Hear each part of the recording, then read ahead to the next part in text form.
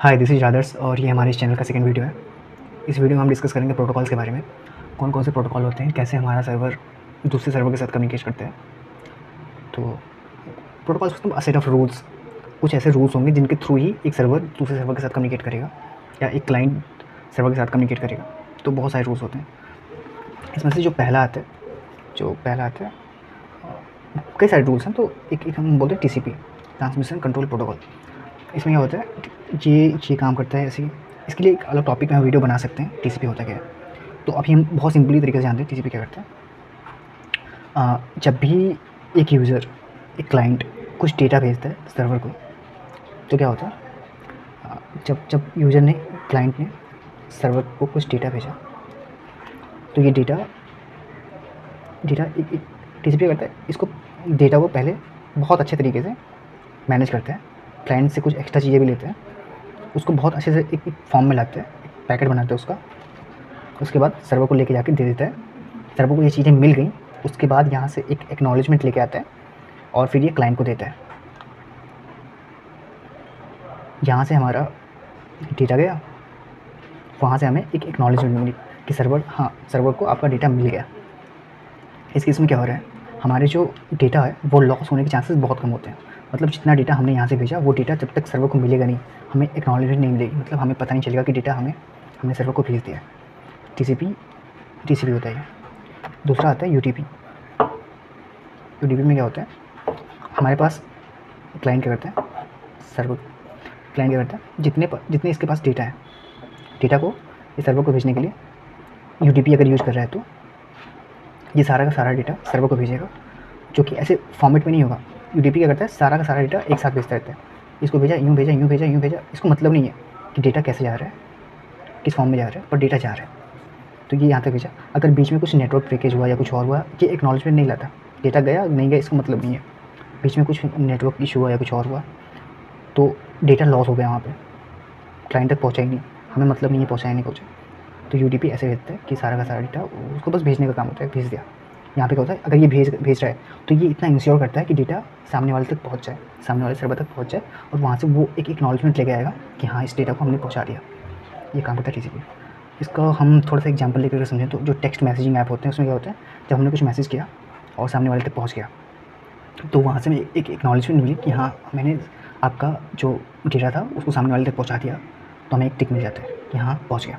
वहीं video call में क्या होता है, जब हम अगर UDP यूज़ कर रहे होते हैं, तो वीडियो कॉल में क्या होता है, कई बार अगर नेटवर्क लो है, तो डेटा पैकेज जो हमारे वीडियो के, जो हमारे ऑडियो होते हैं, वो लॉस हो जाते हैं बीच में, वो सामने वाले तक पहुँचता ही नहीं है। तो ऐसे समझ सकते हैं। अब इसका यहाँ पे एक फ़ायदा ये होता है कि यहाँ पे डेटा तो पहुँचेगा, इतना इंश्योर है। यहाँ पे डेटा पहुँचे ना पहुँचे मतलब नहीं है। तो जब ये TCP क्या करता है, जब हम डेटा भेज रहे होते हैं, वो सारी चीज़ों को एक पैकेट एक अच्छे फॉर्म में बनाता है। तो यहाँ पे थोड़ा सा टाइमिंग स्लो हो जाता है ना, क्योंकि जब ये इसमें कुछ एडिशनल चीज़ डालेगा, इसमें कुछ क्लाइंट का कुछ एक्स्ट्रा डेटा डालेगा, तो यहाँ पे थोड़ा सा स्लो हो जाएगा TCP। वहीं UDP क्या होता है, इसको मतलब नहीं, जो डेटा आया वो भेज दिया, तो यहाँ पे ये थोड़ा सा फास्ट होता है, ये थोड़ा सा स्लो होता है। वहीं अगर हम बात करें तो अगर हम किसी ऐसे एरिया में जहाँ पे लो नेटवर्क है, जहाँ पे नेटवर्क बहुत कम है, बैंडविड्थ बहुत कम है, और वहाँ पे हम अगर TCP यूज़ कर रहे हैं, तो क्या होगा, हमें सिक्योरिटी मिल जाएगी कि हमने जो भेजा है वो सामने वाले तक पहुँच गया। पर जब ये डेटा सारा चीज़ यहाँ पे एक फॉर्म में बना रहा होगा, एक अपने स्पेशल फॉर्म में बना रहा होगा, और हमारे पास नेटवर्क स्लो है, तो चांसेस बहुत ज़्यादा होंगे कि वो चीज़ें हो ना पाए, हमारा डेटा जा ना पाए। UDP क्या होगा, वहाँ पे थोड़ा सा फास्ट काम करेगा, ये होता है। तीसरा मेथड होता है HTTP का, ये on the top of TCP बना है। तो HTTP क्या करता है, जैसे जो जनरली हमारे ब्राउज़र्स हैं, वो HTTP का यूज़ करके हमारा रिक्वेस्ट रिस्पॉन्स के फॉर्म में भेजते हैं। जैसे अगर ये क्लाइंट है, ये सर्वर है, तो क्लाइंट इसको एक रिक्वेस्ट भेजेगा, सर्वर इसको प्रोसेस करेगा और बदले में इसको एक रिस्पॉन्स भेजेगा। ये होता है HTTP का काम। इसके बाद बहुत सारे तरीके हैं, जैसे कि एक हो गया कम्युनिकेशन, शॉर्ट पोलिंग आते हैं, लॉन्ग पोलिंग आता है, ठीक है। इसमें क्या होता है, शॉर्ट पोलिंग में जैसे हमारा एक क्लाइंट है, एक सर्वर है, तो क्लाइंट क्या करेगा, एक फिक्स्ड इंटरवल ऑफ टाइम पे इसको एक रिक्वेस्ट भेजेगा, और उसके बाद ये एक रिस्पॉन्स भेजेगा एक फिक्स्ड इंटरवल ऑफ टाइम पे। जैसे हमने सेट कर दिया कि 5 मिनट पे चेक करो यहाँ पे कुछ हो रहा है कि नहीं, हर 5 मिनट पे अपडेट करते रहो कि सर्वर में कुछ चीज़ें हुई कि नहीं। तो एक फिक्स इंटरवल ऑफ टाइम पे जब अगर क्लाइंट सर्वर से बात कर रहा हो तो वो शॉर्ट प्ले होता है, और जब लगातार बहुत ही फ्रिक्वेंटली बात हो रही हो कि अभी कुछ हुआ तो बताओ मुझे, या अभी अभी ये लो, ये दो मुझे, ये होता है लॉन्ग पोलिंग। बहुत ही फ्रिक्वेंटली लॉन्ग पोलिंग, बहुत ही फ्रिक्वेंटली बात हो रही होती है। उसके बाद आते हैं वेब सॉकेट्स।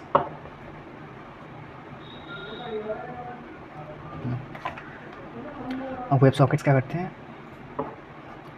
ये क्लाइंट हो गया, ये सर्वर हो गया, इसके साथ एक कनेक्शन बना देता है अच्छे से, एक बहुत टाइट वाला कनेक्शन बना देते हैं। और ये जब ये दोनों कभी भी एक दूसरे से बात कर सकते हैं, मतलब बिना रिक्वेस्ट रिस्पॉन्स के, जब भी अब ये दोनों एक दूसरे के साथ एकदम टाइटली पैक्ड हो चुके हैं, तो एक बिल्कुल कनेक्टेड हो चुके हैं। तो जब भी यहाँ पे कुछ चीज़ होगा सर्वर तक इमीडिएटली पहुँचेंगी, सर्वर पे कुछ होगा तो यहाँ से चीज़ें इमीडिएटली यहाँ पे आएंगी। ये वेब सॉकेट्स हो गया। हाँ, और भी बहुत सारी चीज़ें हैं जैसे HTTP का। HTTP के 2-3 वर्जन होता है, दो वर्जन मान के चलते हैं। एक होता है HTTP 1, एक होता है HTTP 2।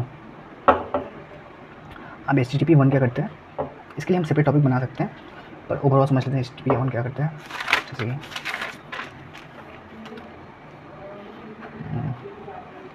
ये हमारा क्लाइंट है सर्वर। HTTP 1 एक बार में एक ही रिक्वेस्ट भेजेगा, मतलब एक TCP कनेक्शन सेट करेगा इसके साथ, एक TCP कनेक्शन सेट करेगा सर्वर के साथ। और जब भी हम अपना कुछ इसके अंदर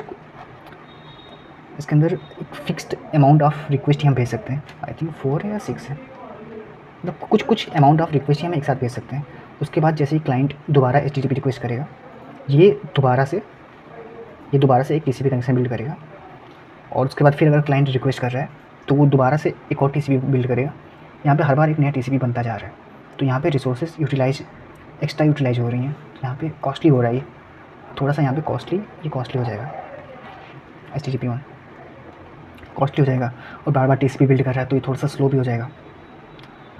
वहीं HTTP 2 क्या करता है, HTTP 2 करता है, ये क्लाइंट हो गया, सब हो गया। HTTP 2 क्या करता है, इसके साथ एक पाइपलाइन बिल्ड कर लेता है। अब ये बिल्ड हो गया, एक बार TCP का पाइपलाइन बिल्ड कर दिया इसने। अब क्लाइंट कितने भी रिक्वेस्ट और कितने भी रिस्पॉन्स एक साथ ले दे सकता है। एक बार सब बिल्ड हो गया, तो ये एक बार में कितना भी रिक्वेस्ट भेजे, उसके बाद कितनी बार भी रिस्पॉन्स आए, मतलब नहीं है। कि ओवरऑल बहुत ही हल्का कॉन्सेप्ट था HTTP 1 HTTP 2 का। ओके, अब एक और होता है कि हाँ, RPCs होते हैं।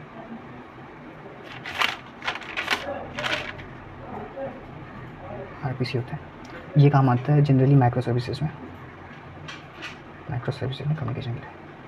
अब इसके लिए हमें पूरा माइक्रो सर्विस कवर करना होगा, पर थोड़ा हम इसको बहुत ही सिंपल तरीके से समझते हैं। अगर हमारे पास एक सर्वर था, इस सर्वर के अंदर कुछ कोड लिखे हुए थे, मान लो चलो साइन अप का था, दूसरा लॉगिन का था, कुछ कोड लिखे हुए थे, फिर होम का था। अब हमने क्या किया, हमने इस चीज़ों को अलग अलग सर्वर पे डाल दिया। सर्वर मान चलो हमारे पास एक रील्स का भी होना चाहिए था, पर हमने क्या किया, रील्स हमारे पास, हमने इस सर्वर में रील का डाल दिया, सारा का सारा रील का कोड हमने इस सर्वर में डाल दिया। और फिर उसके बाद हमने लाइक काउंट का एक और सर्वर में डाल दिया। हमने S3 में लाइक काउंट का डाल दिया।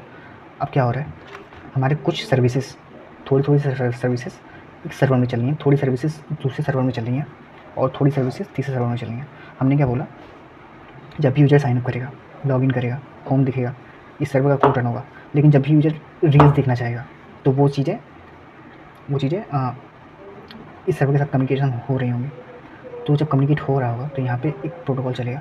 तो यहाँ पे अगर हम RPC यूज़ कर रहे हैं, रिमोट प्रोसीजर कॉल, इसमें क्या होगा, ये थोड़ा सा फास्ट होता है।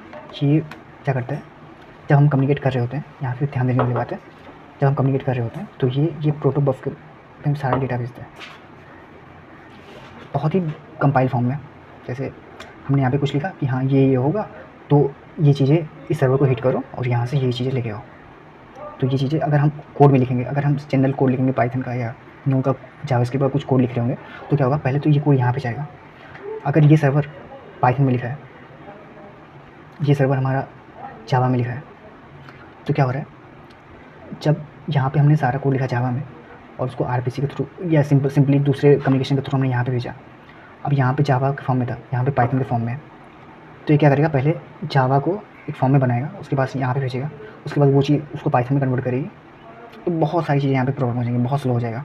अगर हम आरपीसी यूज़ कर रहे हैं, ये क्या करेगा, जो हमने कोड लिखा है वो प्रोडक्ट बफ के फॉर्म में लिखते हैं, मतलब बहुत ही बाइनरी के फॉर्म में लिखते तो हम जनरली हैं, पर जब यहाँ पे कंपाइल हो रहा होता है तो एक प्रोडक्ट बफर फाइल बन जाती है छोटी सी, तो वो क्या करता है, ये सारा का सारा फाइल कंपाइल वाला यहाँ पे भेज देता है।